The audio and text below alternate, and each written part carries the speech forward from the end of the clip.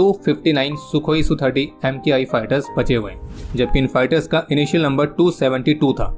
लेकिन अभी तक हम अपने 13 सुखोई फाइटर्स को क्रैश में खो चुके हैं। लेकिन इस बात में कोई संदेह नहीं है कि सुखोई Su-30 MKI फाइटर्स अभी भी इंडियन एयरफोर्स की एक बैकबोन की तरह है। तो चलिए आज के इस एपिसोड में इस कमाल के एयरक्राफ्ट को डिटेल में जानते हैं। स्वागत है आप सभी का डिफेंस ज्ञान सीरीज के एक बेहद ही फ्रेश एपिसोड में।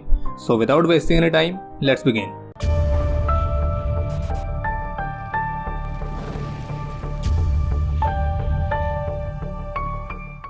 तो चलिए शुरू से शुरू करते हैं कि भारतीय वायुसेना की सर्विस में सुखोई फाइटर्स की इंडक्शन की शुरुआत कैसे हुई।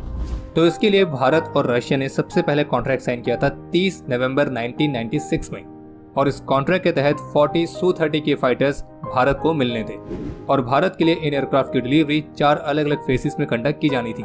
इसका पहला बैच डिलीवर किया गया था 1997 में, जिसमें 8 एयरक्राफ्ट थे और ये इनिशियल एयरक्राफ्ट स्टैंडर्ड Su-30 थे जिनमें अधिकतर रशियन पार्ट्स लगे हुए थे। और सुखोई फाइटर्स के इस पहले बैच के साथ जिस पहली स्क्वाड्रन को इक्विप किया गया था तो वो थी नंबर 24 स्क्वाड्रन द हॉक्स। फिर इसके बाद इस एयरक्राफ्ट का जो दूसरा बैच था वो 1998 में डिलीवर किया गया और इसमें भी 8 एयरक्राफ्ट शामिल थे और इनमें फ्रांस से सेक्सटेंट एवियोनिक्स के एवियोनिक्स लगे हुए थे।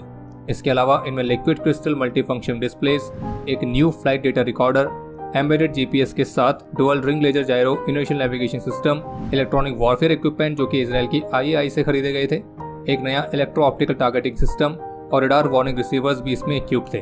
फिर इसके बाद जो तीसरा बैच आया वो डिलीवर किया गया 1999 में, जिसमें 12 एयरक्राफ्ट थे और इस वाले बैच में जो एयरक्राफ्ट डिलीवर किए गए तो उनमें कैनाड का फीचर दिया गया था।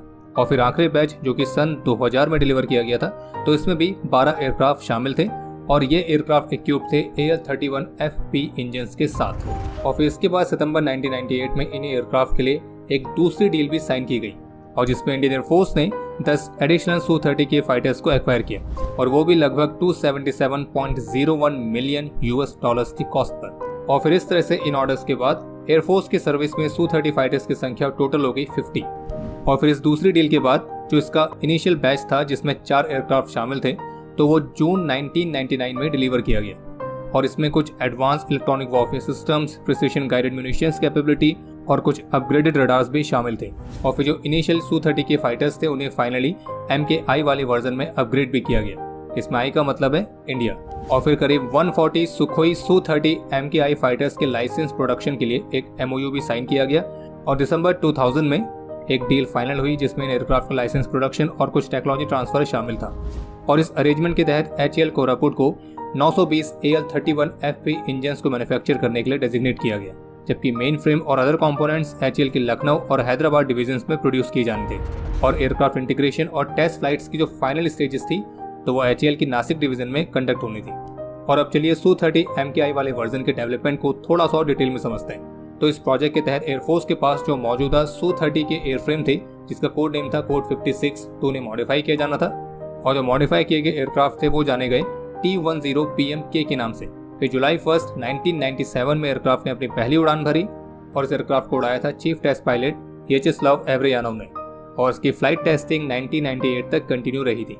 और इसी के पैरेलली एक दूसरे Su-30K को भी मॉडिफाई किया जा रहा था जिसका कोड नेम था कोड 06 ब्लू और इसे फ्लाइट टेस्टिंग के लिए इस्तेमाल किया गया। फिर इसके बाद 16 अगस्त 1998 में जो मॉडिफाई किए गए Su-30 के फाइटर्स थे तो उन्होंने बेंगलुरु एयर शो में अपना डेब्यू किया और फिर उसके अगले वर्ष 12 जून 1999 में पेरिस एयर शो के रिहर्सल के दौरान एक एयरक्राफ्ट क्रैश भी हो गया था। हालांकि इस क्रैश का जो कारण बताया गया था वो था पायलट एरर और इससे इस डील पर कोई भी इम्पैक्ट नहीं पड़ा। फिर जो Su-30 के फाइटर्स थे उन्हें MKI वाले वर्जन में 2 स्टेजेस में अपग्रेड किया गया। इसकी पहली स्टेज में कैनार्ड्स एडवांस एवियोनिक्स और फ्रंट लैंडिंग गियर में कुछ मॉडिफिकेशंस किए गए। आपको बता दें कि Su-30K के फ्रंट लैंडिंग गियर में सिंगल व्हील था जबकि MKI वाले वर्जन में 2 व्हील्स हैं। फिर इसके बाद दूसरी स्टेज में Su-30 के फाइटर्स को MKI वाले वर्जन में अपग्रेड करने के लिए AL-31FP इंजन्स इंटीग्रेट किए गए और इसके एवियोनिक्स में भी कुछ एडवांसमेंट देखने को मिली। हालांकि इसके एवियोनिक्स के बारे में हम डिटेल में डिस्कस करेंगे थोड़ी देर में। बाकी सभी अपग्रेड्स के साथ जो प्रोडक्शन स्टैंडर्ड वाला MKI था उसका कोड नेम था 05 ब्लू और उसने अपनी पहली उड़ान भरी 26 नवंबर सन 2000 में। और फिर इसके बाद एक और एयरक्राफ्ट जिसका कोड नेम था 03 ब्लू तो उसे स्टैटिक टेस्ट के लिए इस्तेमाल किया गया और एक दूसरा एयरक्राफ्ट जिसका नाम था 07 ब्लू तो उसे क्रैश हुए एयरफ्रेम के साथ रिप्लेस किया गया। और इस तरह से इंडियन एयरफोर्स के जो इनिशियल Su-30K फाइटर्स थे उन्हें भी MKI वाले वर्जन में अपग्रेड किया गया। और ओपन सोर्स